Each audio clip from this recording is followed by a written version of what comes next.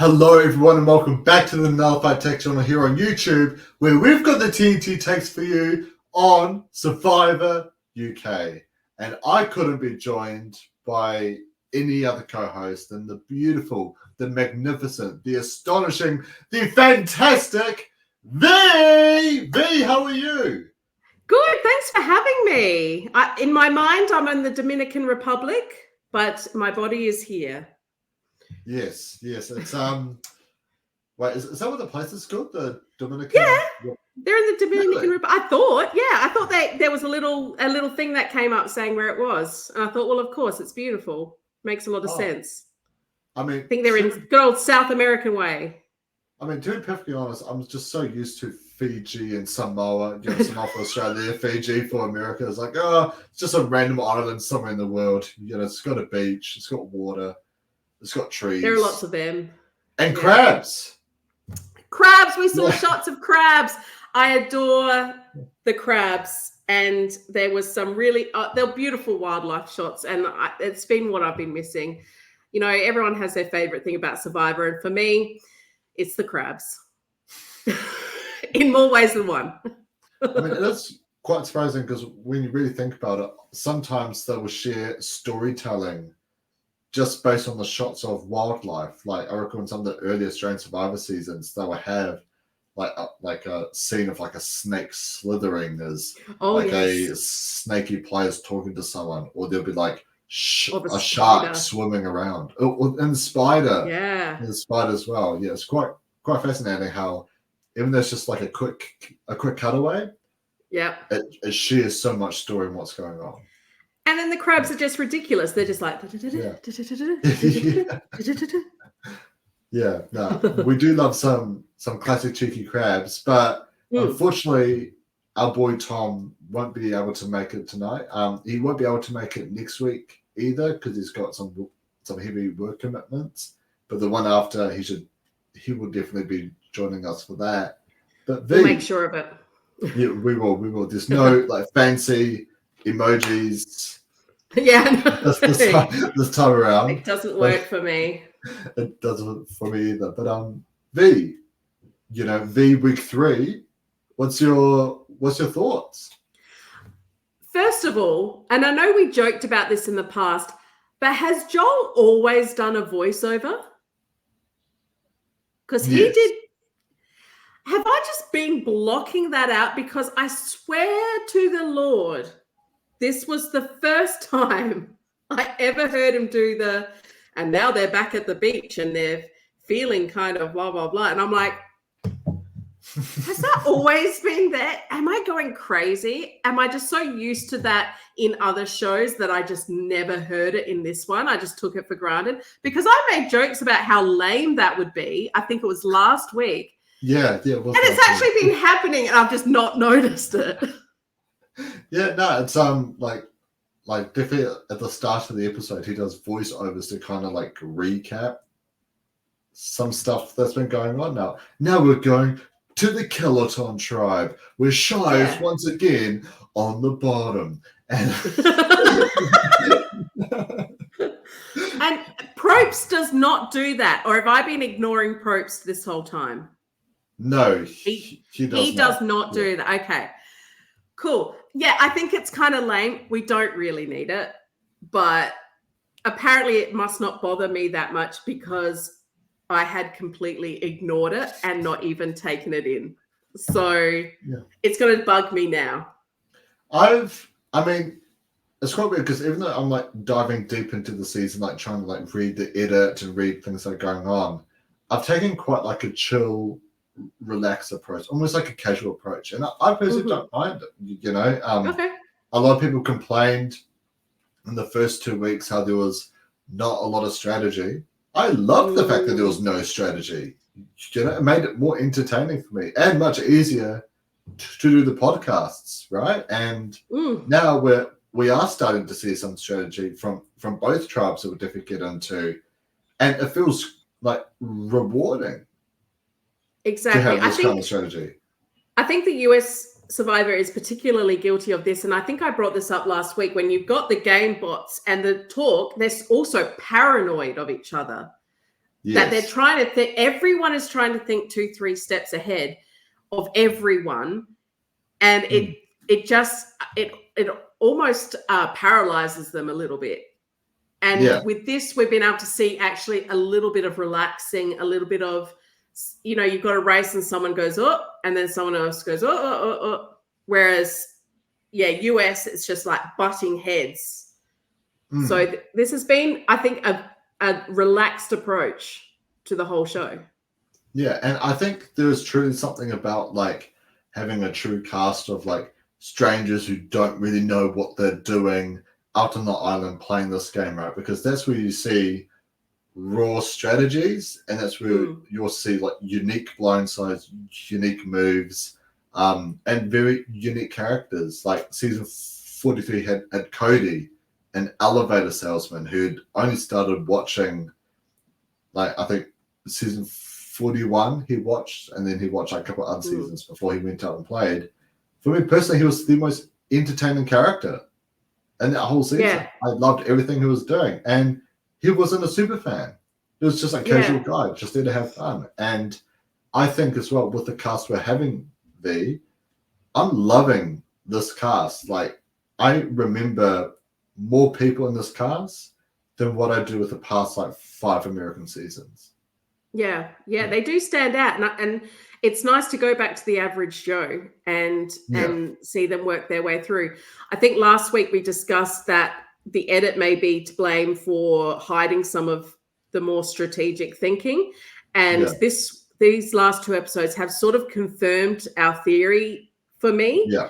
I think there's probably a bit more strategy bubbling under the, not as much as you'd see on some of the other franchises, but there is some strategy bubbling along there. We've had some really interesting confessionals from Chris, from Pegleg, and Doug especially, where you can see that they are actually thinking it through, but it's not to the same level that we've seen the super fans on US Survivor particularly. Yeah, definitely. Because I feel like with American Survivor, everyone's trying to like, split votes, make all this crazy move, a bulletproof plan. But then it just becomes like the most simple, basic plan because there's so many different plans. Like, all right, let's actually just stick to one. But something that I love about this one is that people split votes just because why not? Back when Sabrina was voted out in the second episode, it was 4 against 4 with Doug in the middle, but one side had just splitted their votes, and even with Ash and Rach, it wasn't intentionally splitting a vote in case of an idol. People just wanted to vote for Ashley because they wanted to vote for Ashley, right? And I feel like there's just so much fun because you get moments like the Cara moment in Brains vs. Brawn where she cooked up the split vote. One of my favorite all-time Survivor moments. Exactly. Like, it's so funny, right? It is genuinely so funny. And I feel like we will be getting moments like that potentially in the season. Well, maybe not anymore because the strategy has definitely picked up. People do know what a split vote is, V. Yes, they do. Yeah.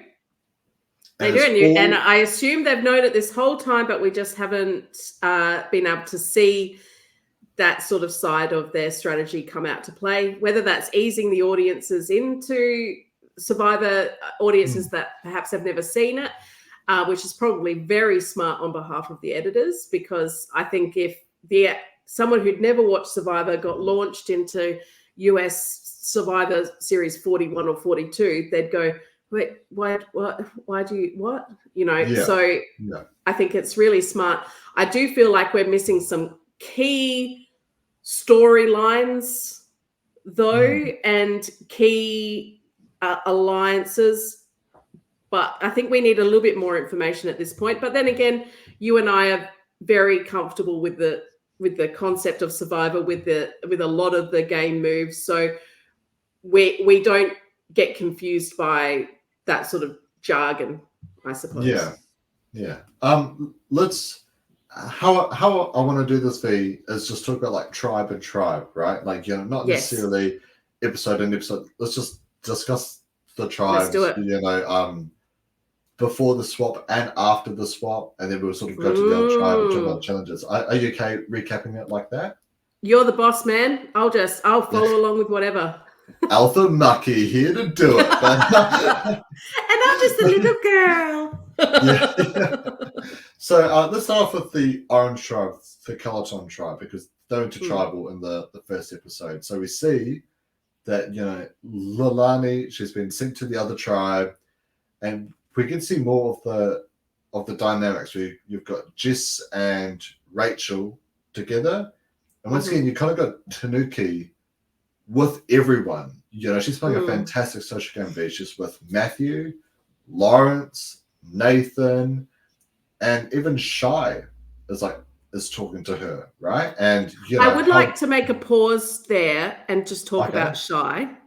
Yes. So, am I missing something about Shy? Because we've had everyone on the tribe seems against him, like he's some sort of pain in the ass. Yeah.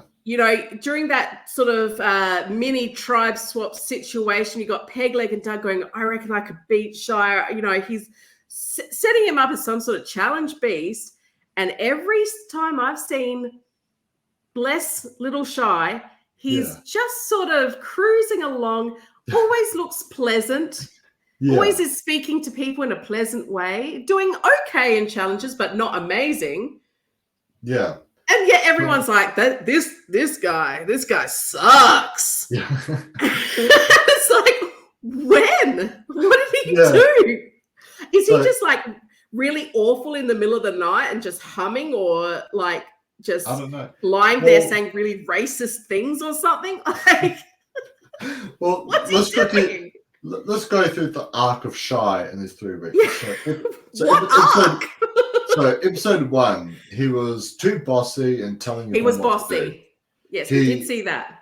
He learned from that. He adapted his game, so now he's less bossy, he's more quiet. Then people think he's too quiet and not socializing with everyone, so that's immediately him on the outs.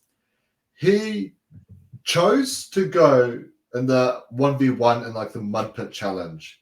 And they got shitty about that. They got shitty about that. But he nailed that. Even though he nailed it, how dare he go before Nathan? How dare he, right? How dare he go before Nathan? They were willing to take him out, but because of the non-elimination twist, they decided to change back their votes to Lilani, so they don't send a strong person to the other tribe. Yeah, so apparently he's valuable at that point. Yeah, at that point, yeah. which even then, in the next episode, I mean, what's so crazy is that he's able to skate by the episode. He's somehow slightly more valuable because Lawrence is somehow more untrustworthy than Shy. But then in the following episode after that, the last one we had, the Tribes Up one, we have Pegleg and Doug saying, we can take down Shy. As if he's like the grand mastermind, the alpha leader of this Calaton tribe. He's like the next Boston Rob. Which is what Leilani's lie was. When she got to the Blue Tribe, she's like, yeah, Shy's running the show. And everyone's like, yeah, we thought so. When? What? Strategic mastermind Shy is running Physical this game. Beast. And the only shots of him I see are he's just looking pleasant. Yeah. And I want, if Shy is watching this podcast, I'm not sure if he is, but I want to know where he bought his green and black dotted shirt. Oh, like, have you seen that shirt? Probably, but I blocked it out like the narration. Oh, well, he's a handsome dude as well. Yeah. He's. Yeah. I mean, I personally don't swing that way, but yeah, I'd be keen. Like a Shy, Yeah. He seems lovely, and everyone's just like, Shy's the worst. Yeah, it's like it's like Shy will breathe oxygen. It's like, how dare you breathe that oxygen? You just took the oxygen away from Nathan. So I'm a little bit confused. I do feel like we've missed something in the edit, whether Shy's just lying there at night, just murdering puppies or something, and we're just not seeing it. I don't know. And plus, there's a lot of suspicion that he has the idol for some reason. as well. Like all we see him do is like, he gathers firewood. He did talk about that now that there's an idol, he is now starting to search for it, right? But obviously Yeah. without a clue, it's quite hard to find. And especially with like a brand new version of Survivors as well, you've got no idea where they'll put an idol, right? Whereas with American No. Survivors, like, oh, it's definitely in a tree, right? Or even with somewhere us- in the camp or something, yeah. Yeah, exactly. Somewhere Somewhere hard to close get. by. With UK, even Australian Survivor, they like to mix up their idols and where they hide them. But with with a brand new season of Survivor, like UK, who knows what they're going to be doing with their idols? Maybe they're tribal councils. Maybe they're just I hope so. That would be That would sick. be dope. That would be sick. Just like I know in All Stars, like there was an idol placed in the trees behind the torches. Oh, And that was sick. That was so sick. And but poor Shy. Poor Shy. Yeah. He's having a rough time. I love an underdog. I'm on Team Shy. I don't know much about him, but just for the principle, I hope he wins this whole thing. Yeah. I mean, I did promise you, V, at the end of our last podcast, that if he is somehow like the George of the season, he's able to skate by, he's able to do all these cool and awesome things, all wins the season, I will buy you and your partner and anyone else who wants to come a ticket to see Winnie the Pooh, Blood and Honey to the sequel. And I'm holding you to that. A new clip did just come out of Christopher Robin's reaction to something. You don't know what. I have my suspicions on who. Because there's been a few secret character drops revealed in the last couple of months. But all right, well, it's an exciting film. If Shy skates through, I think he will. I think he's a dark. I'm keen. So just before we go that far ahead, let's just quickly talk about poor Rach in the vote out. So I didn't think that was fair. Yeah, it was quite sad. We had Jess come up with a great plan. Well, I'm not sure it was that great because she assumes that Shy has the idol to split the votes between Shy and Lawrence, which I was quite shocked by. Just how far on the outs Lawrence is. What's been your thoughts on Lawrence? Yeah, I was surprised by that, and I think sometimes I don't see Jess as a leader. I see her as a follower, which is exactly what Tanuki was getting at. That which is why the vote was on Rachel, because Rachel had more of her own mind than Jess does. Again, I feel like some of this stuff is just sort of coming out the blue, and I think it's less about Lawrence and Shy being anything other than themselves. I think there's just that really strong group of four, which they talk about more at the start of the second episode, that the two people that aren't them are on the outs. And I was I feel like there's more there that we haven't seen of why that is, why they see Lawrence. Remember, Lawrence brought back the huge fish as well. Yeah. Yeah. Exactly. There's a level, you'd think there'd be a level of trust there. But for some reason they think he's got more to him than perhaps we've seen. So they've made their core four and they're coming up with reasons to not break that up, I think. Yeah, I 100% think so as well. But I think when you're Tanuki as well, you've got so many different strong social bonds. I feel like Rach is the right vote. I think as sad as it is, Shy would be the easy next vote. But then if you're in her position, if it got down to those 5 people, she's in a really tough spot because while she does have that 4, Lawrence is kind of in her pocket, Matthew's in her pocket, Jess is in Nathan's pocket. It's like either way, she's breaking off a close alliance member. But what if there's like a divide? Then they're going to feel betrayed by her, right? Well, that's the thing that happens. Everything's smooth sailing when the votes are easy and you've got your alliance intact. It's when you actually need to start making those calls that people go, maybe you're not as trustworthy as I thought. It all starts to crack open. Yeah, and we do see Tanuki and Lawrence and Matthew, they come up with the plan to take out Rachel because, as you said, Jess is part of that alliance, and like it seemed like they were trying to find excuses to vote out Rach that wasn't because she's not in the alliance. Yeah. But Which, let's there face it, really that's was what it nothing. is. Yeah, Yeah. exactly. I thought And- Rachel was terrific in challenges, and they've lost a really strong challenge contender in Rachel. I was always really impressed by her. So I think it was a little bit of a mistake, but hey, I'm not on the beach. Well, do you think that there was potentially some of this is why she got voted out was because of the injury she may have copped with the head bashing against Chris? Well, I mean, yeah, but she looked fine from what we saw, you know. Yeah. And of course, she would have been evacuated if I'm not even sure if she can have a concussion and stay on the island. So, which is something I thought about, you know, because a concussion has a level of monitoring that maybe the producers wouldn't be comfortable with leaving someone on an island sort of unmonitored by medical professionals. So, you know, if she just copped a knock, then that's all right. You know, it sucks. And it looked like it hurt. It was one of those ones where I went, oh, that looks like it sucks. That would have hurt both of them a lot. But, you know, if she's not concussed, if she's still able, you know, headache, you'll be right. Walk it off. Or you know, as I like to say, just grow up.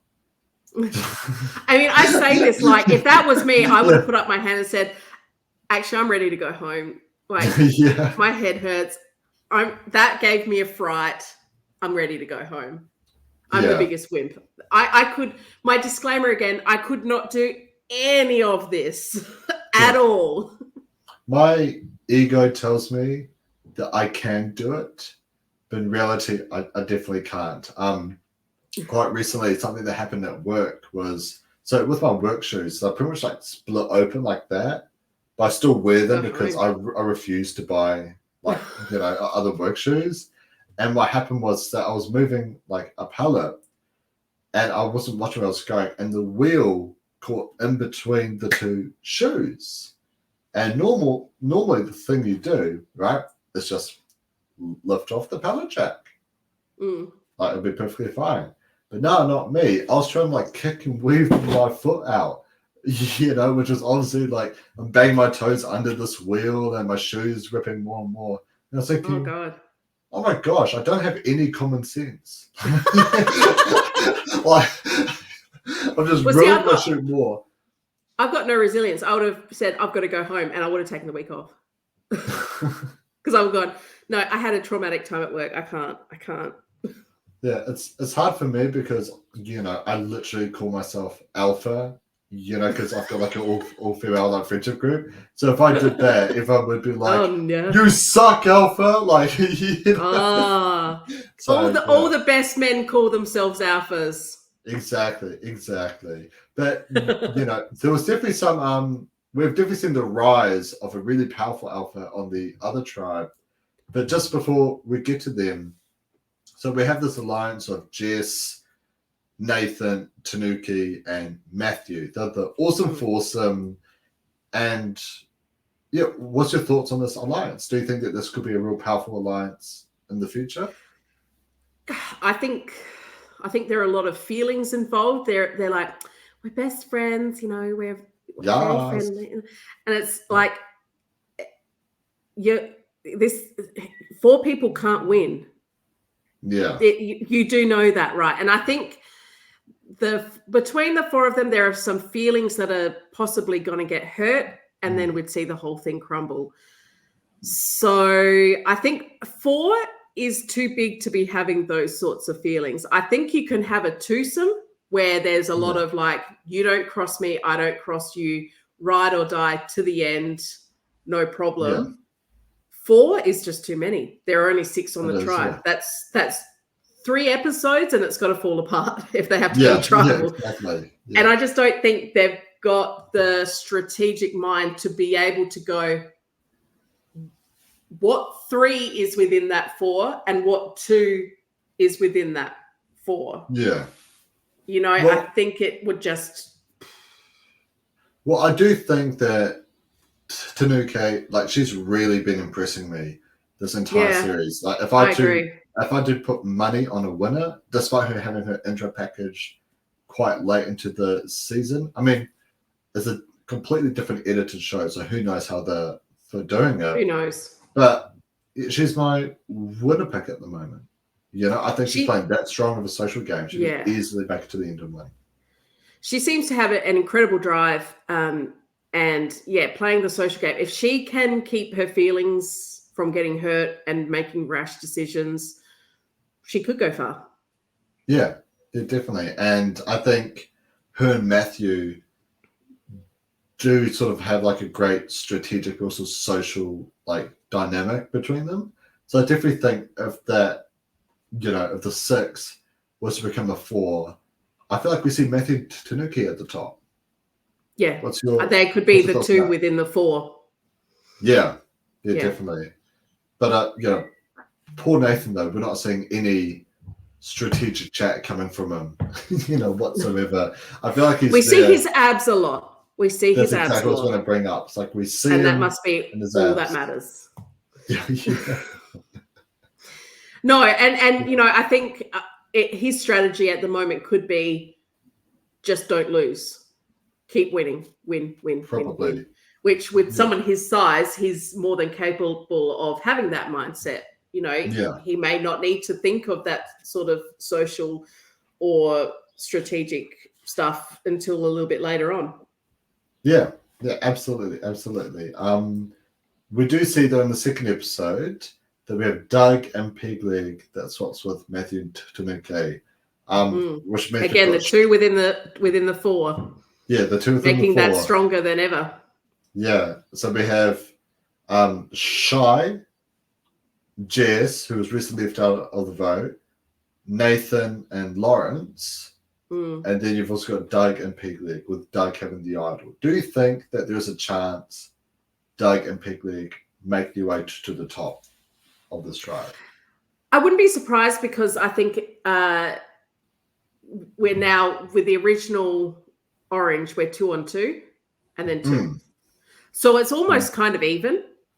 And especially with Doug having an idol, if Pegleg can sort of get over that betrayal a little bit, which, you know, I think is another bit of evidence that Pegleg is thinking quite strategically, because I feel like someone who's never seen the show would just go, oh my gosh, you got an idol. That means like you and I, like we're basically immune. That's great. Yeah. Whereas he went the angle of quite rightly going, so what else aren't you keeping? Like he was a part of that whole conversation about Ren and the idol. So there is that betrayal there. So I think Pegleg has quite a strategic mind on him.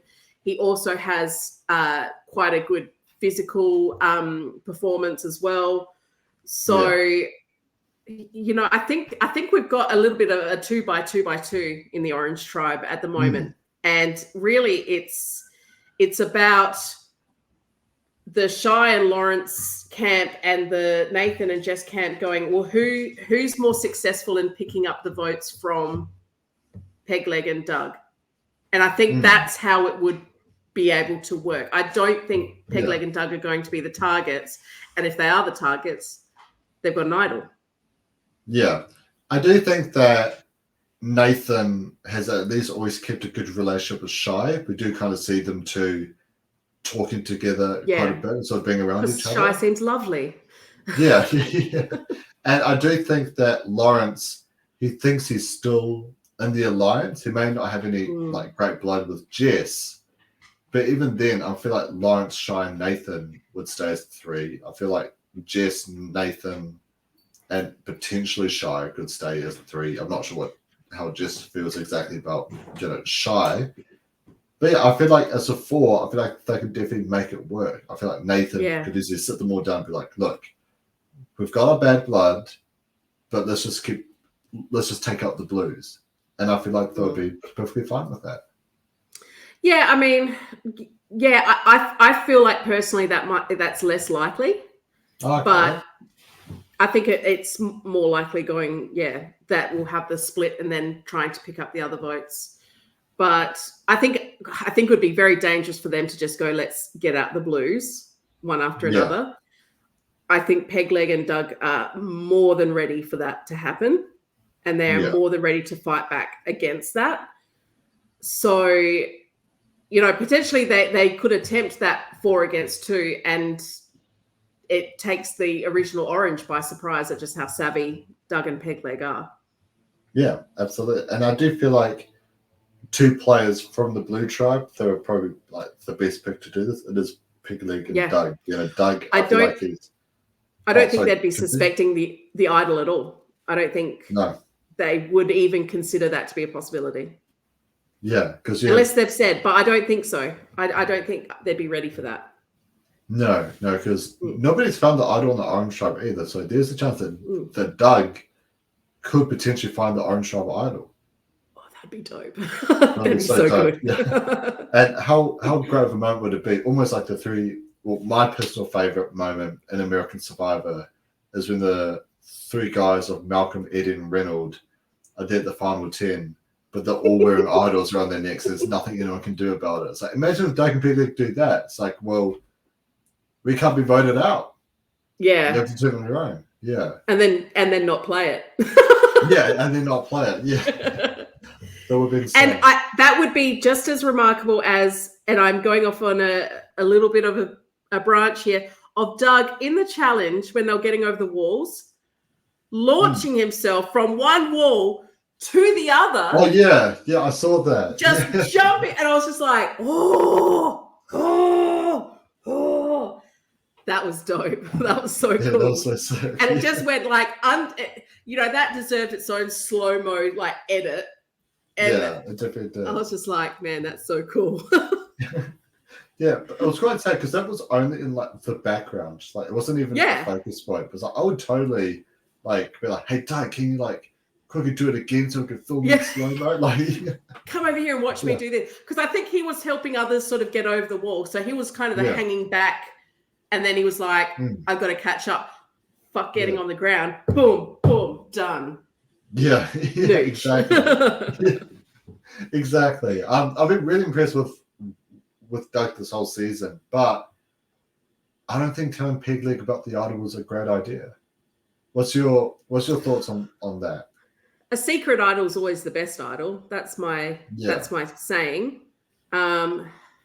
But I think it was a little bit of a Hail Mary that they realized they're in a situation where they're 2 against 4. They were sort of gathering their armory, gathering their troops, gathering their sort of plans of like, okay, so how are we going to approach being a 4 against 2? So I can see in a situation like that it was necessary almost because they really do need to band together as a duo because it's not going to work otherwise. If he was back on the Blue Tribe and then no, that's ridiculous. Don't tell anyone. So I think he had to. I think they were gathering what they had in the armory and strategizing.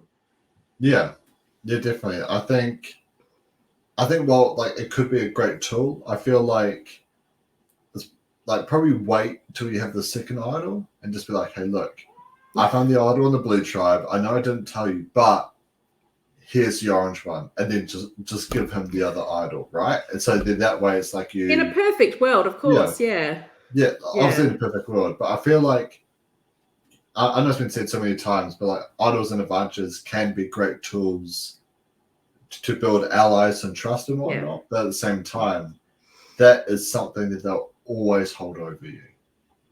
Well, I mean, there could be the play that Pegleg runs to the Orange 4 and say, I'm a gun for hire, and I know that Doug's got an idol, and let's work on this together and blindside him. I'm one of you now. I mean, I don't see Pegleg doing that. That doesn't seem to be his vibe. So I see it more as they're going to ride or die together.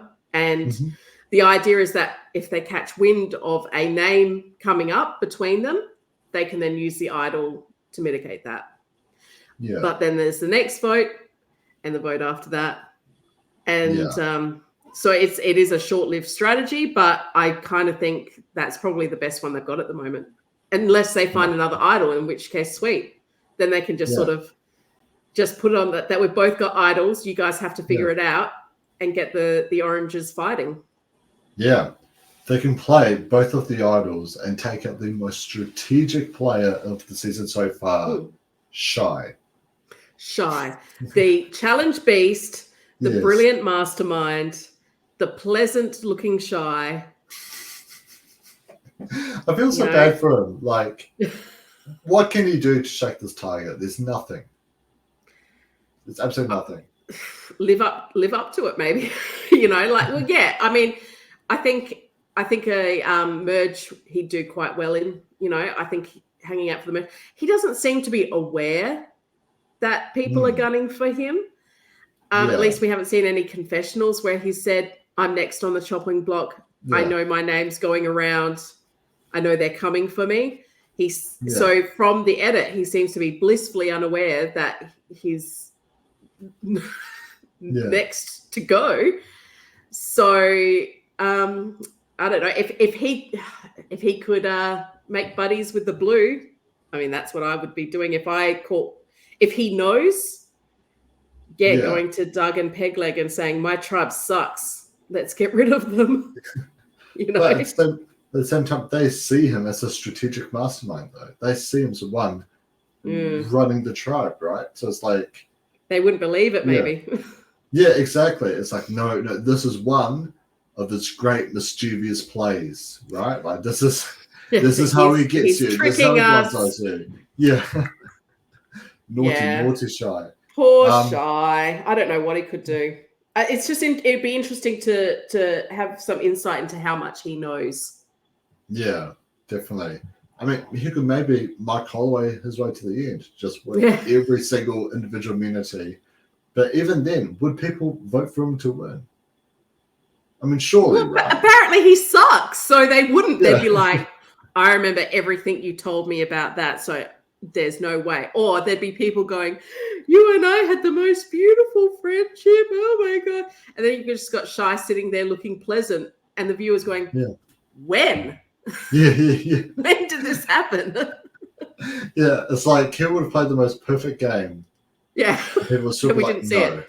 No. I think I brought this up with you on a call or something. It's like something I would love is if Shy does make it to the end, and it's like the final tribal, the votes being read, is one vote away from winning, and then it's just like a voiceover, like, hang on a second, you got like a rip and scratch and everything, and it's like you're probably wondering how on earth we got to this position. Well, let me show you. It's just like a big 20-minute montage of him being the strategic mastermind, the best social player of all time, someone who's really providing in camps and leading the strategy and planning all the vote offs and everything, and then it just cuts right back to that moment. And he's just sitting there looking pleasant. Yeah, exactly. It's all part of his act. It's all part of the blind side. Or he gets voted out, and it comes out that he went on, what was Russell's nephew's name? And he just went on rampage. Brendan Haynes. Yeah, Brendan Haynes just shaking out all the rice and getting all violent. And we're like, oh, there it is. That's why they hated him.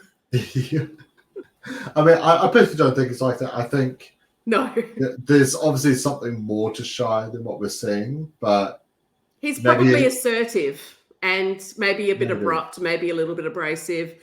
Not interesting enough to show in the edit, but enough that they've got this real kumbaya, that foursome, that kumbaya vibe, and Shy just doesn't fit into that. But I'm team Shy all the way. I want to see him make them all pay. Yeah. It's funny because I should not be team Shy because I need to save my money. I know. At the same time, it's like I also want to see Shy do really well, and I also want to hear your reaction about Winnie the Pooh. Yes. I'll see it anyway. I'll see it anyway. But I would like to see that tribe split into three, Shy or even potentially Lawrence. So split into two. The blue pick up some people and maybe start picking off the orange foursome. That is the two that are still there. Yeah.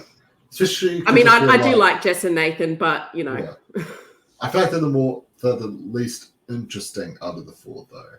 So it's like, even though I like them, it's like, Okay. Well, we're getting rid of the fluff now, and yeah, we're going to see players go that we actually give a shit about. So Yeah. it's bound to happen. Definitely.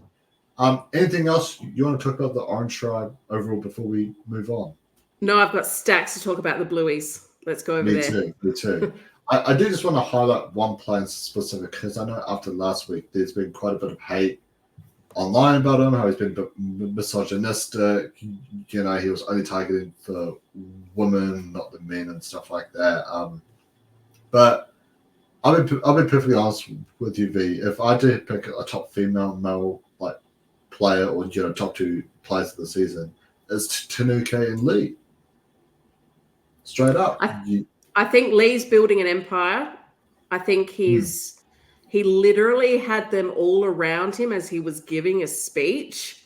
Yeah. And you don't see that too often on Survivor, where everyone is, and you look at their faces, they're willingly, I've seen things like that happen before, and then a confessional goes, oh, brother, Yeah.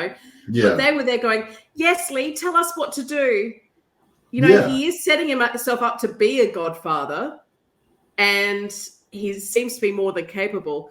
I think he is creating his totem of not being the only physical player left. And I think voting out the women was part of that strategy of, I don't think it was about them being women.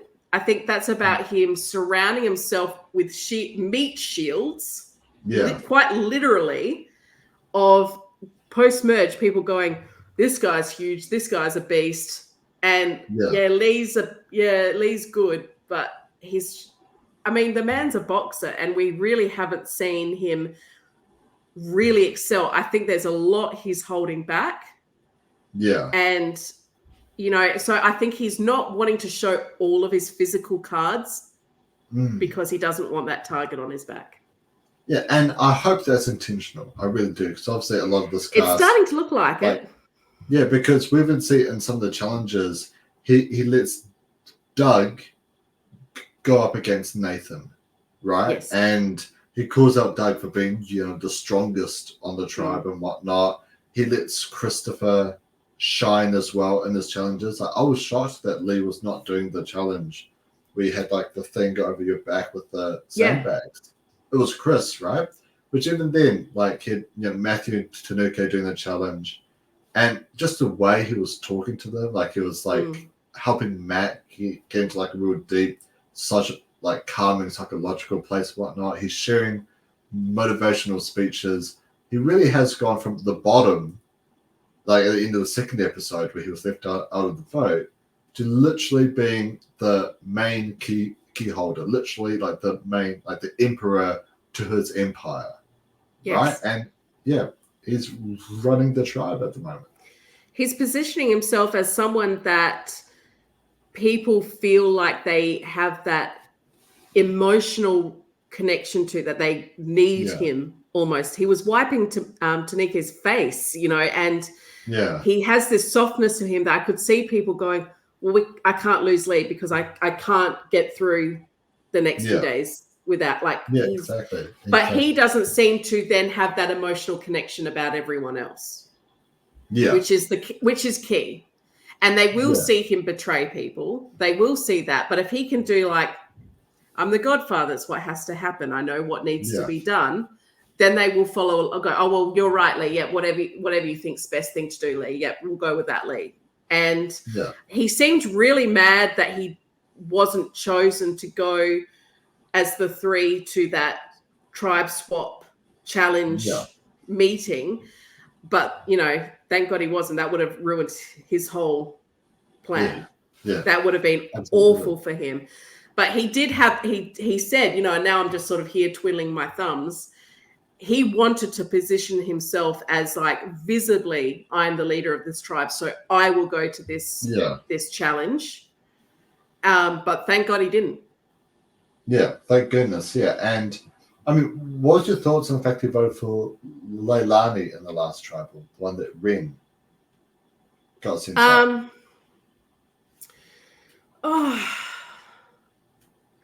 I don't know. I think it was very much about keeping his tribe strong. I think wanting to get rid of the interlopers one by one. I think he still sort of needed Ren. I think he's got that strategic mind. I think he needed Ren still on that tribe. I think he's really trying to really create that loyalty there. Yeah. But I think everything's intentional with him. Yeah. I personally hope that like everything he does is intentional, because I do think Lee's playing a great game. I think that stray vote, I would love to see a confessional on why he voted for Leilani. Maybe it's because he's seeing which side came out on top. Was it the Ren and Hannah side, or was it the Ash, Chris, and the Tanuki and Matthew side that came out, right? And maybe he was just seeing where the alliance shift is. I think perhaps he wanted to be able to go back to camp and go, I am loyal. We are Lanena strong. And that rather than go back and have voted for perhaps the wrong blue. Yeah. I think that might be what he did. I think he's still in early days, and I think he's going to have that tribe eating out of the palm of his hand by the time they get to merge, whoever is on that tribe. And I think that's going to be his alliance into the merge. Yeah, hopefully, because that's my prediction. That's your number one prediction. And I was very sorry to see that everything fell apart for Ren. That their lie. I mean, they should have just gone in and gotten the big fish. I was really excited to see that they were having that sort of mindset of putting themselves first. And unfortunately, we've talked to Tom, who's not here, but his point was, did they think no one was going to talk? And Tom's absolutely right. So I was really sad to see that outcome, because I really wanted to see more of Ren. But there we go. It's an interesting thing where it's like you have to play with the cast you've dealt with, right? Yeah. And I think when you're in Ren's position, it's like, yes, I can get an idol, right? But these aren't strategic players, right? They're not going to be like, oh yes, of course it makes sense to go for the idol. Yeah, totally. We might try and flash the idol, but these are players like Ash, for example, was working closely with Ren and Rachel in the early days. Ash full on felt very betrayed by Ren and led the charge really to take Ren out. I feel like her and Chris probably shared both equal credit, where Chris was able to like socially get all the information he needed to take Ren down. Yes. But it was Ash who really led that vote, getting like a lot of people on side. Yeah. And on another branch, I think Chris is playing an incredible social game. Yes. I think he's also a pick to potentially take this out. If he can continue to be everyone's best friend while still keeping in confessionals, we see that people don't mean as much to him as perhaps he means to them, which is very important. And he's got his ear to the ground. He's watching everything. He's seeing everything. He's getting that knowledge as power kind of strategy. He can hold his own in challenges, so he'll probably be able to get a few individual immunities to help him along the way. Yeah. And he was all over that Ren situation from very early on. He was asking the right questions, and he seems to be everyone's bestest friend. Again, they might think, oh, but I couldn't lose Chris because he's the only thing getting me through the day, especially this cast who aren't always thinking strategically. They may lean on those who they feel are their emotional support people. So it would be very interesting to see, a Chris and a Lee heading towards the final, two very different kinds of, you've got the godfather versus the best friend, the big brother sort of situation. Yeah. And I tell you what, if I was in his position doing that challenge with the weight, I would definitely pretend to faint when I dropped it as well. I don't Yeah. buy that was that he legitimately fell over. I think if you're gonna have to drop it, which again I'm saying this as I could not do any Yeah. of this, but if you're gonna drop it, you got to make it look like I must have passed out. That's why I water medic. I can't. Yeah. Very clever. It's almost clever. It's almost like in football in England as well. Like whenever someone makes a tackle, it's not like, oh, they got the ball off me. It's like, oh my gosh, I've completely destroyed my shin. Yeah. You got it. Oh my gosh, my hamstring. Yeah. Because we know what happens to people who make it look like they just gave up. They get voted out first. Exactly. Poor Richard, he was really he set the stage. Like, all these Survivor contestants are going to be brilliant actors, even in the individual challenges. Go like, oh my gosh, I was about to die. Yeah. And can we talk about this Joel pulling Jess from the challenge? Yes. Have you ever seen anything like that happen before in any other Survivor? Not with the host, like, no. Like intentionally being like, Jess, I'm going to need you to step down. I think there are like multiple different aspects you can look at it from, where like it did seem like that potentially she was going to pass out any second, and he didn't want her to be hurt or anything like that, which maybe that's just a health and safety thing on the host side. He definitely seems like a really nice, caring guy, the host, but it was probably not the best choice to pull the contestant out before that they've dropped. I think it was Jess's right to be able to go until she passed out. Yeah. I think that's anyone's right, and she's a big girl. She can pass out and be okay. Yeah. She's not going to die. And if I was her, I'd be incredibly pissed off. Saying this again, I would not even get to that point, because I go, I feel a bit dizzy, I'm going to drop it. But if she was going until she dropped, that was her right.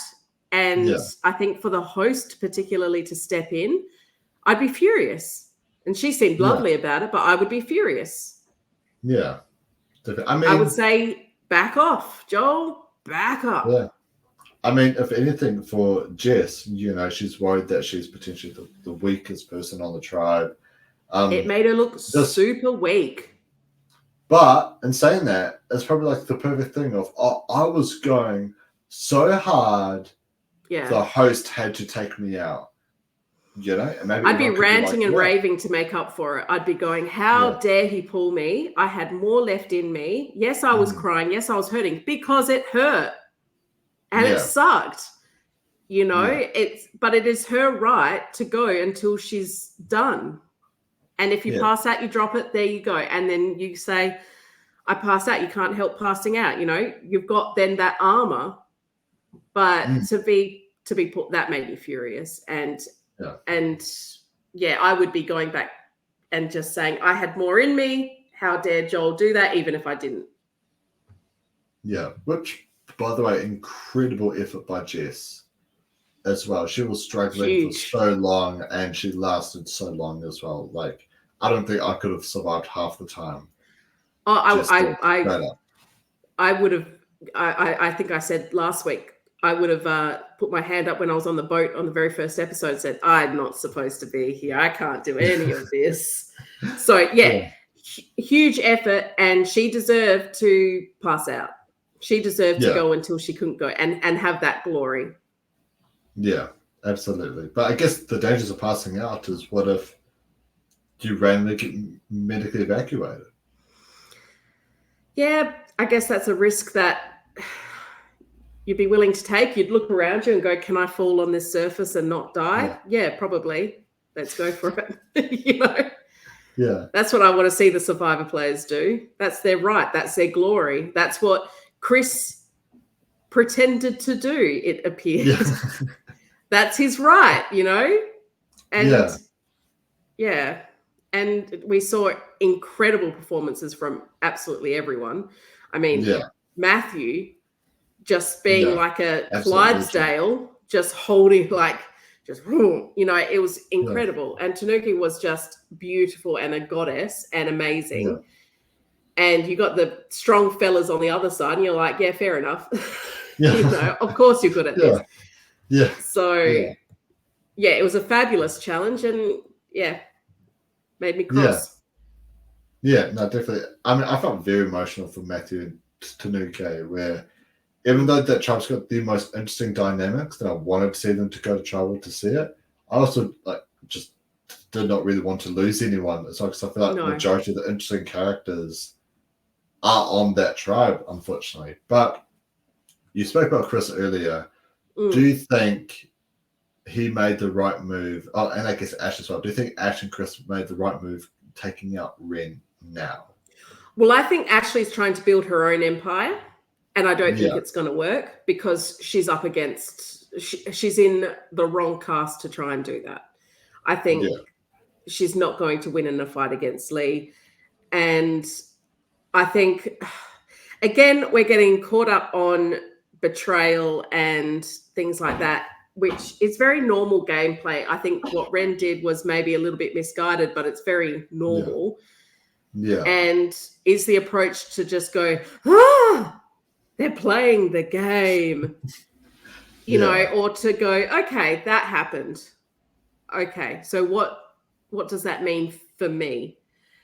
But I do see Chris as kind of going, you know, maybe shifting his alliances. This is my prediction, of course, but shifting his alliances wherever it suits him. And I can see Ashley trying to play the game that Lee's playing, which she just does not have the influence. And she may be able to get something going if she was swapped to the other tribe. She may be able to get something going during the merge, after the merge. But if she's trying to get that tribe onto her against Lee, having said that, of course, the vote this week indicated otherwise. Yeah. But, you know, she had more influence than Lee did. But they also weren't crowded around her while she gave an inspirational speech. And I think that is what's going to endure, not being on the right side of the vote and getting one person out. But I may be wrong. Yeah, no, absolutely. It's I mean, like this whole season so far has kind of been Ash versus Lee, right? It was kind of the battle between them two in the second episode. Lee was able to take all of her numbers away in the third episode, to point which she's even been splitted on. But you know, obviously there's not an intentional split. And then what was I going to say? Yeah, and I also agree. I think Ash is trying to build up her own alliance, you know, her own like Black Widow Brigade almost, because she talks about how she wants to get, you know, herself, the girls, and Ren, Leilani, and Tanuki all together. But yeah, she could have started by not voting Ren off. Yeah. You know, but yeah, she did. She wanted to do the Women's Alliance and Ren, and I just don't think she's got the influence to pull it off. Yeah, but you know, Ren did not share the article with her. So it's like, how dare Ren? So if anything, it's all Ren's fault. It's all Ren's fault, you know. All Ren's fault. They should have just gotten the big fish. Yeah. Should have just gotten the big fish. I bet Ren is sitting at home watching these episodes going, I should have just gotten the big fish. Yeah, it was almost like a slow like train wreck crash where in episode 4, episode 5, sorry, my brain's just so What did we just do, 5 and 6, I think? 5 and 6, yeah. So in episode 5, we see Chris talk to Leilani about this whole like twist thing and whatnot. Leilani confirms that she must have gotten the idol clue, or that they must have gotten the idol clue, which then once Tanuki and Matthew come over, they also confirm. They confirm. Chris. Yeah, and so it's like, okay. Again, Chris is asking the right questions. Yeah. Yeah. Yeah, absolutely. Yeah, and that was a little personal vendetta of Chris, I think. Yeah. He was. Yeah. I think at this point, Ren should have just picked up the idol and just come back going, I have an idol. But I think that would have been a better play. I know, but weren't they going to get an idol if they got the baked potato? Yes. So Yeah. they've That got would have back been to almost a China better in the play. first place. Because Yeah. I feel like if we're going to go way back and strategize that moment, the small fish and the idle clue is kind of not, it's the worst of both worlds in a way. Because they then needed to share the clue with someone. And so they kind of would have been better off going either extreme and walking back into camp wearing an idol and going, deal with it, guys. Well, I guess this might be a spoiler for you because I know you haven't seen the sort of the original Australian Survivor seasons 1 to 5, but Russell Hantz came to play one of the Australian Survivor seasons. Yes. Did you hear about that? I know about that, and I think I you know watched about it a that? very long time ago. Yeah, so basically, he found an idol in the first episode, right? So, okay, great. Russell, he's got an idol. He's, for sure the only person who's seen Survivor on this tribe. Well, there was 2 other people, I think, who'd seen Survivor that were fans. Right. But yeah, obviously, Russell, massive strategist. I'm personally not a big fan of Russell, but I do see him as a great strategist. It's like, okay, let's see where this can go. And then he shows everyone that he has the idol. So he forces them to start playing. And then he makes this whole big plan on, okay, well, there are all these different names out there. I'm not even going to need to play my idol. But he still goes home with the idol around his neck, right? I feel like that is the worry for Ren, is that what if they show everyone that they have the idols, like you can't vote me out, but they still find a way to strategize and flush Ren's idol out. Well, I mean, I think in the context of what Ren, if they had just picked up the idol, you got to say something. It's different from finding it. If they were to find it just off their, then don't tell a soul. A secret idol is always the better idol. But if you're coming back from a challenge, you've got to say something. And it's almost better to wear it around your neck and say, I am playing this. I will be playing this tonight. And then play it, see where the fractures are, and then move on to that side. Now, it was tricky because it was so early in the game. I think a play like that would work better now. But, it was a tough situation. And I think they did the best they can. But I think they caught up with getting the worst of both worlds. Yeah, definitely. They should have just gotten the fish. Yeah, absolutely. Yeah, it really sucks for Ren, but they were definitely a great character. Yeah, I would have liked to see more from Ren. Yeah, but we do have a couple interesting things left to talk about before we end the podcast. First of all, a Chalky Milk reward, baby! How exciting was that? Everyone loves a Chalky Milk. I love a good Chalky Milk. I was trying to figure out if New Zealand was to do a Chalky Milk reward, which one would it be? Because we've got 2 massive milk companies, Lewis Road and Puhoi Valley. Puhoi Valley being... Okay, so I've got a chocolate milk rankings. So I've got Lewis Road. So I'll just quickly give my top 3. Sure. Lewis Road Raspberry was like a chocolate milk with a raspberry flavor. So that's number 1. Cheeky. They've stopped making it though, sadly. Oh. Yeah, like I haven't seen them in so long. I've got a friend who is a merchandiser. Her name's Talia, and I always keep asking her every week, is there any more Lewis Road raspberries? Is there any more? Because she would like no before any other supermarkets would. And she's always like, no. She breaks my heart every time. But there's a brand new Lewis Road flavor that came out, Lewis Road Orange. So have you ever had a Jaffa before?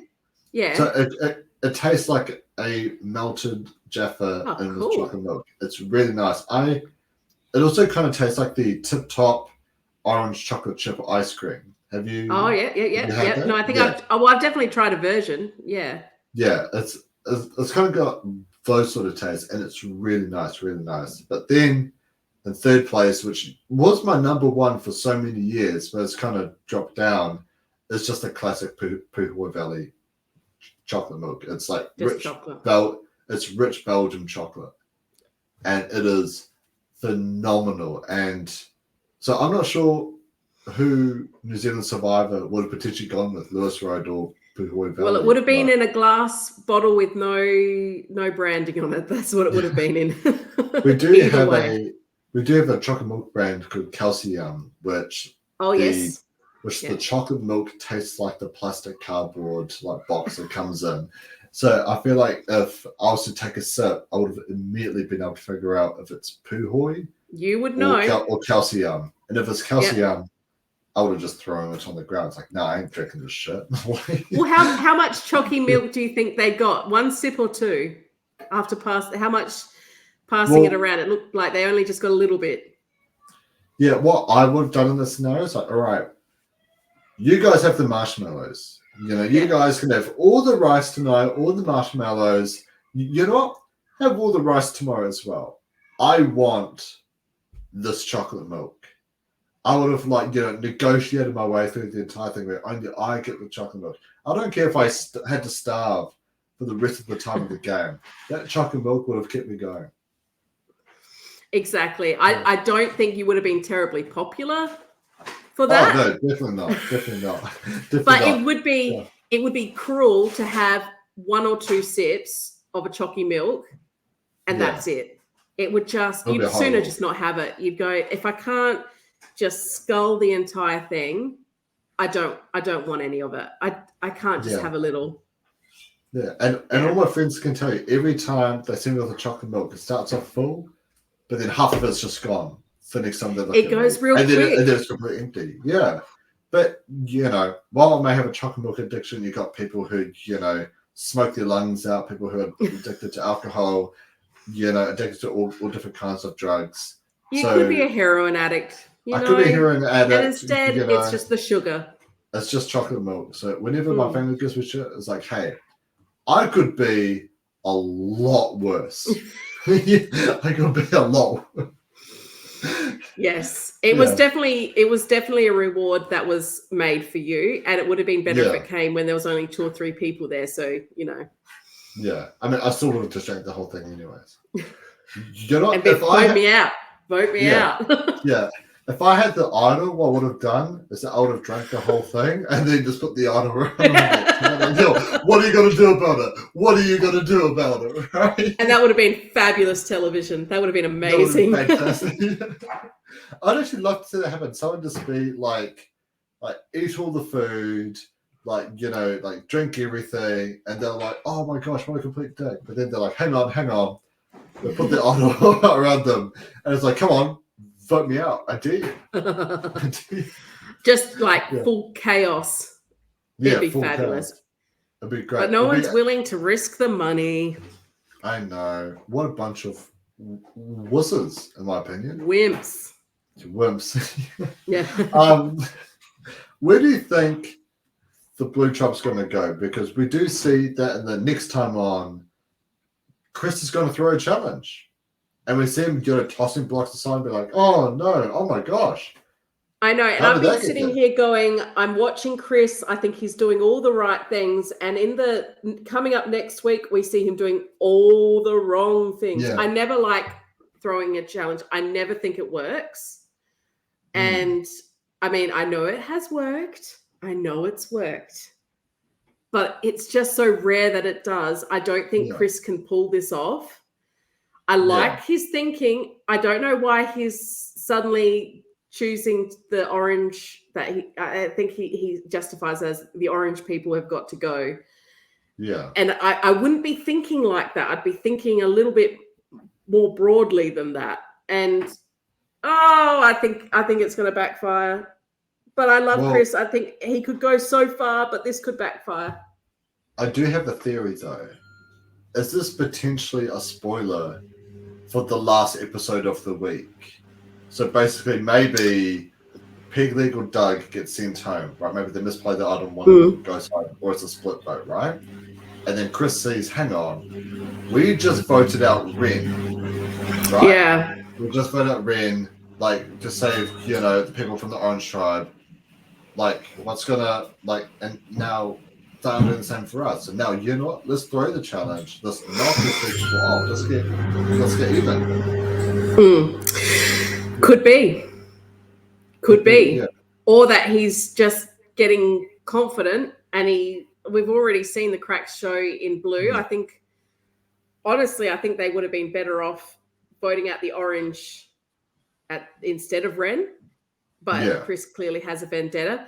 For someone so smart, he seems to be acting quite emotionally and getting big Yeah. for his boots a little bit. Yeah. That could be his downfall. I know I've contradicted myself probably with what I've been saying, but Yeah. you know, I think, yeah, we could see Chris sort of fly too close to the sun. And I think the opportunity was missed. I think this week they should have targeted the orange. I think they've Yeah. missed their chance, and they've got to just move on with the Definitely. tribe they've got. So yeah, I think Chris is asking all the right questions. I think he's playing everyone's best friend. I think he can hold his own in challenges. I think he's got his ear to the ground. He's gaining knowledge. And maybe next week we see him flying too close to the sun and blowing his whole game up. Yeah. Well, that does bring us to the end of our podcast today. Have you got any final thoughts before we end the show, B? Well, I'm just going to say my picks for the top. I'm looking at Lee. I'm looking at Chris. I'm looking at Shy, just out of principle. Yeah. And Doug's jump from one wall to the other was absolutely incredible. And I'll be replaying that in my mind over and over. Yeah, it's sort of like the thing, like that you keep playing in your head of like, oh, I can easily do this, and then like you got to do it yourself. It's like, no, I can't. Yeah, no, I couldn't even get up one wall, but that was just dope as hell. That was really cool. I'd like to see Doug go far, just to see more movements like that. And Jess should have been allowed to faint. She should have been allowed to pass out. Yeah, I completely agree with that. It's, even though I understand potentially the health and safety side of it, I do think that, you know, just should have had a right to just completely. It's just passing out. Yeah. You know. Yeah. But unfortunately, that does bring us an end to the podcast. If you're new to the channel, please hit the subscribe button below and leave us a comment on your thoughts on the season so far. And, you know, the strategy has finally started to pick up, which I'm so happy about. And we've got some brand new content coming for you. Just recently, we had dropped reality TV Squid Games, which we'll be preparing next Tuesday, I believe, on the 22nd of November, which that's going to be sick. V, have you seen any more of the original Squid Game? No, but I'm still only 30 minutes in, but dude, I'm going to smash them both. You'll see. I'm so looking forward to it. And also another Star Wars podcast done by myself and a very close friend of mine, Everett, will be dropping some point next week as well. And unfortunately, some sad news for the channel, we are going to be dropping Traitors Canada.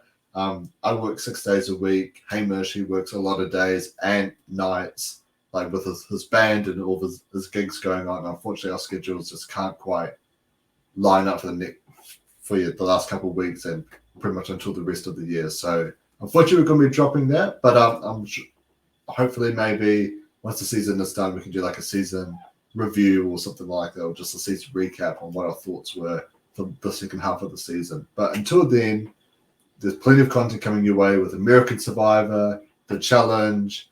Is The Amazing Race Australia still going? We just finished on Sunday. So if you haven't caught up, catch up on all of them. It was a great season. If you've never watched The Amazing Race before, it's got celebs, so it's a really nice sort of entrance into the show. And so you can watch each episode, watch what we say, and then watch back. But yeah, we finished that on Sunday, unfortunately. It was a good season. It was good. Man, I personally haven't seen The Amazing Race, so yeah. Neither had I before I watched it. That's why I think anyone watching, if it's on your list, take this season as an opportunity and then check out the podcast as well. Yeah, absolutely. But thank you to everyone watching, and we will see you next week for week 4 recap, episodes 7 and 8. But until then, have a good night, everyone. Bye.